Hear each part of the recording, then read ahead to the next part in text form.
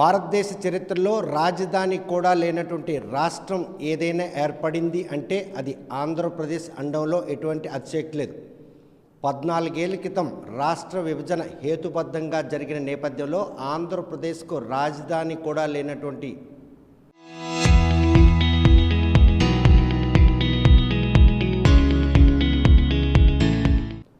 పరిణామాలు చోటు చేసుకుంటున్న తరుణంలో 2014 ఎన్నికల్లో తొలిసారిగా నవ్యాంధ్రప్రదేశ్లో జరిగినటువంటి సార్వత్రిక ఎన్నికల్లో అనుభవజ్ఞునైనటువంటి నాయకుడైతే ఆంధ్రప్రదేశ్ మాత్రం అభివృద్ధి చెందుతున్న ఉద్దేశంతో చంద్రబాబు నాయుడు నేతృత్వంలో తెలుగుదేశం పార్టీకి పట్టం కట్టారు ఆంధ్రప్రదేశ్ ప్రజలు. కాకపోతే రాజధాని నిర్మాణం విషయంలో 2015లో అమరావతి రాజధాని నిర్మాణానికి అన్ని పార్టీల ఏకీభావంతో భారతదేశం ప్రధానమంత్రి నరేంద్ర మోడీ సమక్షంలో శంకుస్థాపన చేపడింది.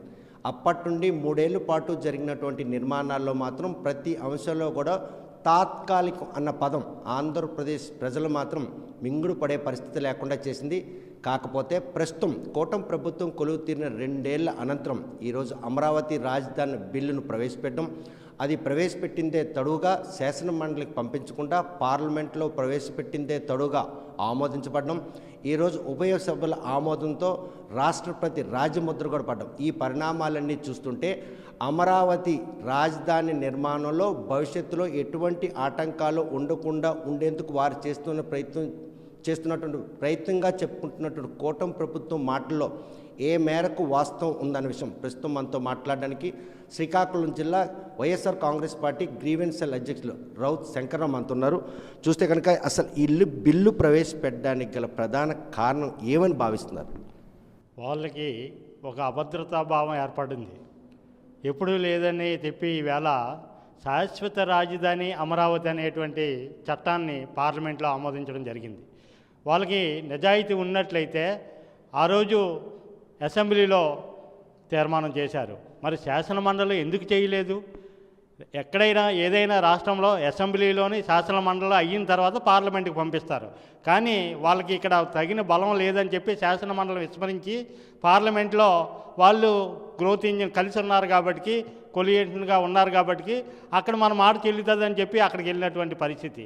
అప్పుడే కూడా భారత ప్రధాని కానీ అలాగే అమిత్ షా గారు కానీ ఆ యొక్క పార్లమెంట్లో లేకుండా లోక్సభలో అది లేకుండా అటెండ్ అవ్వకుండా వాళ్ళు ఏదో మొహమాటం కొలిది ఆమోదించినటువంటి చట్టం తప్ప ఇది ఆర్టిఫుల్గా ఆమోదించిన చట్టం కాదు. అసలు ఎందుకు ఈ ప్రక్రియకి తెరతీశారు? 2 ఏళ్ళు కావస్తూ ఉంది. అమరావతి నిర్మాణం శరవేగంగా సాగుతుంది. గత 5 ఏళ్ల పాటు పూర్తిగా అమరావతిని నిర్లక్ష్యం చేసినటువంటి పరిస్థితిని పరిణామాలు తీసుకొని కోట్లాది రూపాయలు వెచ్చించేసి ఈరోజు అటవీ ప్రాంతంలో ఉన్నటువంటి రాజధానిని శుద్ధి చేస్తున్న క్రమంలో ఆ చట్టానికి ఏదైతే ఆ బిల్లు ఉందో బిల్లుకు చట్టబద్ధత కల్పించాలనే యోచనలో ఎందుకు కూటమి ప్రభుత్వం పడిందంటే, ఏదైతే ఈ కూటమి ప్రభుత్వం ఈవేళ చట్టబద్ధత కల్పించే శాశ్వత రాజధాని ఉందో అది చాలా అవమానకరం. ఎందుకంటే మీరు ఆవేళ 2014లో రీఆర్గనైజేషన్ చట్టం ఏర్పడినప్పుడు భారత ప్రధాని స్వయంగా చెప్పాడు, ఆంధ్రప్రదేశ్ రాష్ట్రానికి ప్రత్యేక హోదా ఇవ్వాలి, వాళ్ళు కట్టుబట్టలతో వెళ్ళిపోతున్నారు కాబట్టి వాళ్ళకి ప్రత్యేక హోదా ఇస్తే ఆ రాష్ట్రం అభివృద్ధి చెందుతుంది. ఏదైతే కేంద్రం నుంచి 90% గ్రాంట్ వెళ్తుంది కాబట్టి 10% వాళ్ళు కలిపి అభివృద్ధి ఏర్పడుతుంది అని చెప్పి ఆయన మాట అన్న మాట కూడా ఈవేళ గౌరవం లేకుండా చేశారు. ఈవేళ మీరు 2026 చట్టబద్ధత ప్రవేశపెట్టారు. కానీలో మరి దాంట్లో ప్రత్యేక హోదా ఎందుకు పెట్టలేదు? పెట్టుంటే గౌరవించే వాళ్ళం కదా. ఈవేళ మీరు ఒకటి అంటున్నారు, వైసీపీ అన్ని రాజకీయ పార్టీలు దేశంలో ఆమోదించాయి, ఒక్క వైసీపీ మాత్రమే ఈవేళ విస్మరించింది అంటున్నారు. మేము విస్మరించలేదు. మీరు 2014లో అధికారంలోకి వచ్చారు. 2015 నుంచి అమరావతి రాజధాని, రాజుల రాజధాని, దేవతల రాజధాని అని చెప్పి సింగపూర్ రాజధాని గొప్పగా చెప్పి ప్రపంచంలో లేనటువంటి రాజధాని కడతామని ప్రగల్భాలు పలికిన మాట వాస్తవం కాదా అని చెప్పి మేము అడుగుతూ ఉన్నాం. మరి అలాంటప్పుడు మీరు ఏదైనా ఒక రాజధానిని కట్టాలనుకున్నప్పుడు ఒక ఎత్తైన ప్రదేశం ఎంచుకోవాలి, ఒక సరైనటువంటి స్థలాన్ని ఎంచుకోవాలి. ఆవేళ శివరామకృష్ణ కమిషన్ చెప్పింది. ఏదైతే ఆ కమిటీ ఇది అమరావతి రీజియన్ అనేది ఈ శాశ్వత రాజధానికి పనిచేయదు, ఇది లోతట్టు ప్రాంతం, 3 వాణిజ్య పంటలు పండేటువంటి ప్రాంతం, ఇది సూటబుల్ కాదు, తగినది కాదు అని చెప్తే మీరు దాన్ని విస్మరించి నారాయణ గారితో మీరు ఒక కమిటీని వేసుకొని మీరు ఆమోదించుకున్నారు. అలాగే 50,000 ఎకరాలు సుమారుగా మీరు గ్యాదర్ చేశారు. అక్కడ త్రాగునీరు, డ్రైనేజు లేదా ఇన్ఫ్రాస్ట్రక్చర్, రోడ్లు అన్నీ వేయాలంటే 2 కోట్ల రూపాయలు ఎకరానికి అవుతుంది అన్నారు. 50,000 ఎకరాలకి 1,00,000 కోట్లు ఉండాలి. మళ్ళీ ఈవేళ రెండో విడత ఇంకో 50,000 కోట్లు భూమి తీసుకొని మరొక 1,00,000 కోట్లు, అంటే 2,00,000 కోట్లు మీరు ఇన్ఫ్రాస్ట్రక్చర్కి, రోడ్లకి, వీటికే ఖర్చు పెడితే మరి రాజధానిని ఎప్పుడు ఖర్చు పెడతారని చెప్పి వైసీపీ డిమాండ్ చేస్తూ ఉంది. ఈ నష్టం ఏదైతే ఈ ఇన్ఫ్రాస్ట్రక్చర్ డెవలప్మెంట్ కోసం ఇన్ని లక్షల కోట్ల రూపాయలు వ్యయం అవుతుంది, ఆర్థిక లేమితో కొట్టాడుతున్న ఆంధ్రప్రదేశ్ను అభివృద్ధి పదంలో నడిపించాలంటే ఆ అమరావతి రాజధానిని పక్కన పెట్టి అభివృద్ధి దిశగా లేనటువంటి కూటమి ప్రభుత్వం ప్రస్తుతం చేస్తున్న ఈ ప్రయత్నాల్ని అడ్డుకోవడానికి వైసీపీకి అన్ని దారులు మూసుకుపోయాయి అనడానికి ఈరోజు ఆ చట్టానికి రాజముద్ర కూడా పడి ఈరోజు భారతదేశంలో 128 రాజ్యాంగ సవరణలు అయ్యాయి. ఎప్పుడు కూడా ఏదైనా ఒక రాష్ట్ర ప్రభుత్వం రాజధానిని నిర్ణయించే అధికారం రాష్ట్ర ప్రభుత్వానికి. ఈవేళ వాళ్ళు చేశారు, రేపు మళ్ళీ మేము వచ్చిన తర్వాత మా కేంద్ర ప్రభుత్వం మాకు శక్తి ఉంటే మళ్ళీ మేము ఆ సవరణ మార్చొచ్చు. ఇదేమీ శాశ్వతమైనటువంటి సవరణ కాదు. అంటే అలాంటి మార్చే ప్రయత్నం జరుగుతుందనే ఉద్దేశంతోనే కూటమి ప్రభుత్వం ఈరోజు రాజధాని బిల్లుకి చట్టబద్ధత కల్పించింది, తెచ్చారు. కానీ మేము రాజధానికి వ్యతిరేకించలేదు. ఆవేళ కూడా మేము ఏంటంటే ఆంధ్రప్రదేశ్ రాష్ట్రం భారతదేశంలో బాగా వెనుకబడి ఉంది, కట్టుబట్టలతో వచ్చాము, ఈవేళ ఆర్థిక పరిస్థితి బాగోలేదు, ఏదైతే రెడీగా ఈవేళ ఉన్నటువంటి నగరం గ్రోత్ ఇంజిన్ నగరంగా విశాఖ ఉంది, అక్కడ రైల్వే స్టేషన్ ఉంది, ఎయిర్పోర్ట్లు ఉన్నాయి, విమానాశ్రయాలు ఉన్నాయి, కాల్ ట్యాక్స్ ఉంది, షిప్ యార్డులు ఉన్నాయి, అన్ని విధాలా తగిగా ఉంది, ఇన్ఫ్రాస్ట్రక్చర్ రెడీగా ఉంది. దాన్ని మనం చేస్తే ఒక ఎగ్జిక్యూటివ్ క్యాపిటల్గా ఉంటుంది. ఏదైతే అమరావతి ఉందో దాన్ని మనం శాసన రాజధానిగా ఉంచుదాం. అలాగే ఆవేళ మద్రాసు నుంచి విడిపోయినప్పుడు కర్నూలు రాజధానిగా ఏర్పడ్డది. వాళ్ళు శ్రీబాగ్ వడంబడిక ప్రకారంగా వాళ్ళు 3 సంవత్సరాలు ఉన్న తర్వాత భాషా సంయుక్త రాష్ట్రాలుగా ఏర్పడినటువంటి రాష్ట్రంలో హైదరాబాద్కి ఇవ్వాలంటే వాళ్ళు త్యాగం చేశారు. వాళ్ళకి ఈవేళ రాజధాని ఇచ్చేటువంటి లేకుండా పోయింది వాళ్ళకి. కనీసం అక్కడ న్యాయ రాజధాని అయినా కడదాము. ఈ 3 ప్రాంతాలు అభివృద్ధి చెందుతుంది, వికేంద్రీకరణ చేయాలి, అన్ని ప్రాంతాలు సమానంగా ఏర్పడతాయి, అభివృద్ధి చెందుతాయి, ప్రజల మధ్య స్నేహభావందాలు ఏర్పడిపోతాయి, శక్యత ఏర్పడుతుంది, ఒక సంబంధ బాంధవ్యాలు ఏర్పడతాయి.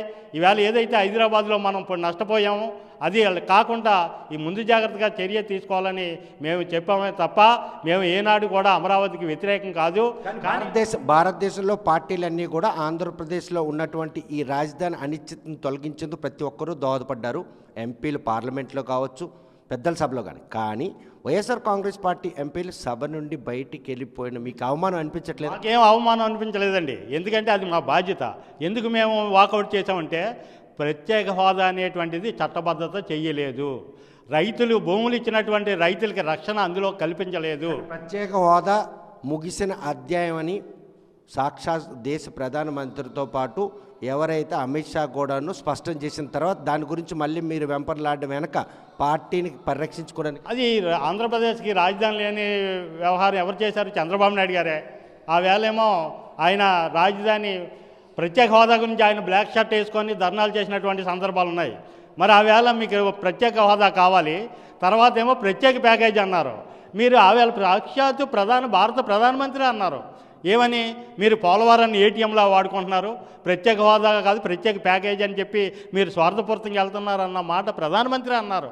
మరి ఆ వేళ ప్రధానమంత్రినే తిట్టినటువంటి ముఖ్యమంత్రి ఈవేళ మాట మార్చి ఆయన కేవలం రియల్ ఎస్టేట్ వ్యాపారం చేసుకోవాలా, భారతదేశంలో ప్రపంచంలో ఎక్కడా లేని రాజధానిని ఎలా నిర్మిస్తారండి? ఈవేళ కట్టుబాట్లతో ఉన్న ఆర్థిక స్థితిగతులు బాగోలేనటువంటి రాష్ట్రంలో మీరు ఏ విధంగా ఈవేళ మీరు చేస్తారని చెప్పి నేను అడుగుతా ఉన్నాను. దీని అంతటికీ ప్రస్తుతం మాత్రం ఏదైతే డే 1 అమరావతి రాజధాని నిర్మాణం చేపట్టిన నిర్మాణాల్లో అప్పటి మంత్రి నారాయణ మాత్రం ప్రతి నిర్మాణాన్ని కూడాను తాత్కాలికం అన్న పదం వాడడం వెనుకున్నటువంటి ఆంతరం ఏమనుకో, ఇది ఎప్పటికీ కూడా తాత్కాలిక రాజధానిగా వాళ్ళు తయారు చేశారండి. వాళ్ళు రాజధాని కట్టలేరు. ఏదైతే అమరావతి అంటున్నారో అది భ్రమరావతి తప్ప రాజధాని కట్టేటువంటి ప్రాంతం కాదు. ఏదైనా ఒక ఇల్లు కట్టాలంటే ఎత్తైన ప్రదేశం వాడుకుంటాం. మన దగ్గర ఉన్న బడ్జెట్ ప్రకారంగా దాన్ని తయారు చేసుకుంటాం. మనకి 5 లక్షలు ఉంటే 5 లక్షల రూపాయలు ఇల్లు కడతాం, కానీ 50 లక్షలు ఇల్లు కట్టలేం కదండి. అప్పు తెచ్చి ఇల్లు కడతామా? ఈవేళ మీరు ఏం చేశారు? అప్పులు తెస్తున్నారు. కేంద్ర ప్రభుత్వం ఏదైనా ఒక పైసా ఇచ్చిందా మీకు? అప్పుల పాలు కావడానికి గత 5 ఏళ్ళు వైఎస్ఆర్ కాంగ్రెస్ పార్టీ పరిపాలన సరళే కారణమని ఈరోజు దుమ్మెత్తి పోస్తున్నారు. పరిస్థితుల్లో మేము దానికి కారణం కాదండి. ఎందుకంటే ఈవేళ మీరు ఈ ఏడీబీ ఏషియన్ డెవలప్మెంట్ బ్యాంక్ నుంచి 15,000 తెచ్చారు, హడ్కో కాలనీ నుంచి 11,000 తెచ్చారు, అలాగే జర్మనీ బ్యాంక్ నుంచి 5,000 తెచ్చారు, అలాగే సిఆర్డీఏ బాండ్ల ద్వారా 21,000 తెచ్చారు. ఈ 47,000 కోట్ల చిల్లర రూపాయలు ఈవేళ మీరు అప్పు తెచ్చి ఆంధ్రప్రదేశ్ రాజధానికి కడుతున్నాను అంటున్నారు. అప్పు తేవడానికి కారణం వైఎస్ఆర్ కాంగ్రెస్ పార్టీ అని వాళ్ళు ఆరోపిస్తున్నారు కదా. ఏమో ఎప్పుడు అప్పుకి పాకులాలు లేదండి. గ్రోత్ ఇంజన్ రెడీగా ఉన్న విశాఖను చేయండి. ఏదైతే ఈవేళ కూడా మావిగానే అంటున్నాం కదండి మేము. ఏదైతే విజయవాడ మచిలీపట్నం ఎయిర్పోర్ట్ ఉంది, అలాగే విజయవాడలో రైల్వే స్టేషన్ ఉంది, పెద్ద రైల్వే స్టేషన్, అలాగే గుంటూరు, ఈ ప్రాంతాల రీజియన్ 110 కిలోమీటర్ల రీజియన్ని మనం తయారు చేస్తే ఏదైతే తెలంగాణ వాళ్ళు ఈవేళ రవాణా చేయాలన్నా, ఎగుమతి దిగుమతులు చేయాలన్నా, మచిలీపట్నం పోర్టు భారతదేశంలోనే అతి పురాతనమైనటువంటి మున్సిపాలిటీ, అలాంటి ఈ రీజియన్ తయారు చేస్తే రెడీమేడ్గా తక్కువ డబ్బులతో 20,000 కోట్లతో అయిపోద్ది. అమరావతి రాజధానిని చట్టబద్ధత కల్పించాలని కూటమి ప్రభుత్వం చర్యలు మొదలెట్టినప్పుడే మాజీ ముఖ్యమంత్రి జగన్మోహన్ రెడ్డికి మావిగాని గుర్తొచ్చింది. అంటే మేము ఆల్రెడీ 3 రాజధానుల మీద విశాఖను ప్రిపేర్ చేశాం కదండి. ఎగ్జిక్యూటివ్ రాజధాని చేయండి. అక్కడ మరి మచిలీపట్నం ఏమైంది, విజయవాడ ఏమైంది, గుంటూరు ఏమైంది? వాళ్ళు ఒప్పుకోలేదు కదండి. విశాఖపట్నం ఒప్పుకోలేదు వాళ్ళు. ఎందుకు? విశాఖపట్నం క్యాపిటల్ చేయడానికి వాళ్ళు ఇష్టపడలేదు. కానీ విశాఖపట్నంలో భూములు మాత్రం కావాలా వాళ్ళకి. విశాఖపట్నంలో గీతంకి భూములు మాత్రం ఇచ్చేయాలి. విశాఖపట్నం కొండలు కావాలి. విశాఖపట్నం ల్యాండ్స్ అన్నీ కావాలి. విశాఖపట్నంలోని పరిశ్రమలన్నీ పెట్టి ఆ పారిశ్రామికవేత్తల నుంచి డబ్బు తీసుకోవాలి. కానీ అమరావతిని మాత్రం అక్కడే ఉంచి దాన్ని ఒక లాంగ్ టర్మ్, ఒక దీర్ఘకాలిక పెట్టుబడిగా ఉపయోగించుకుంటున్నారు. అందరిని ఆకర్షించి ఇక్కడ ఏదో జరుగుతుందని మభ్య పెడుతున్నారు తప్ప అది లోతట్ట ప్రాంతం, అది ఎప్పటికీ రాజధానికి అనుకూలమైనటువంటి ప్రదేశం కాదు.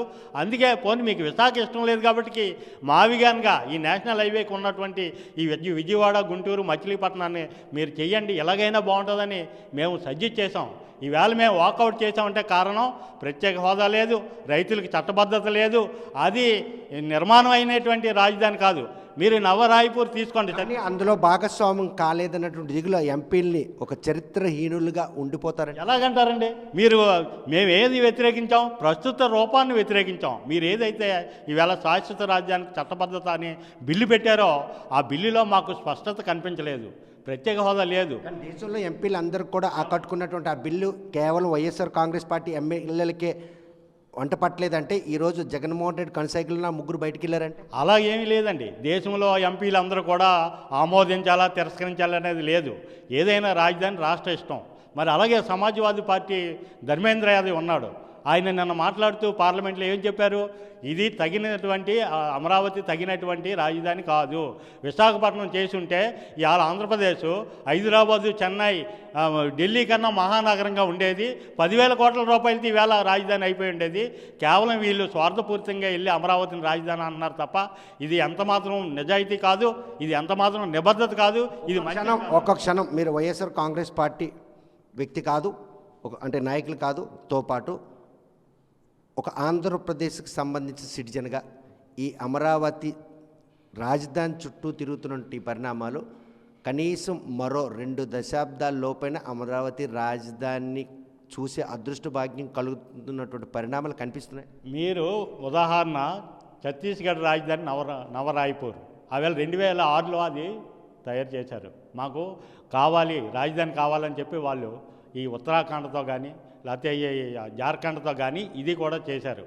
ఈవేళ 2026 అక్కడ ఏవైనా మీకు అభివృద్ధి కనపడదా? చీకటి రాజధానిగా ఉంది. ఈవేళ మీరు గుంటూరు, విజయవాడ గ్రోత్ జీడిపి తీసుకుంటే 1,487 కోట్ల రూపాయలు ఉంది. అదే విశాఖపట్నం తీసుకుంటే 1,847 కోట్ల రూపాయలు ఉంది. ఈవేళ మీరు అక్కడికి వెళ్ళి చూస్తే నవరాయ్పూర్లో 750 కోట్లే ఉంది.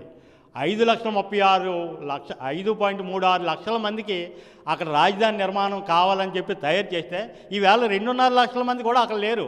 ఎంతో ప్రచారం చేశారు చంద్రబాబు నాయుడు లాగే వాళ్ళను. ఫారెస్ట్ సిటీ అని, ఫిలిం సిటీ అని, ఆరోగ్య సిటీ అని, మ్యూజియం అని, బొటానికల్ పార్క్ అని, రోడ్లు ఇన్ఫ్రాస్ట్రక్చర్ సూపర్ అని అన్ని విధాల నేషనల్ ఇన్స్టిట్యూట్స్ ఉన్నాయి.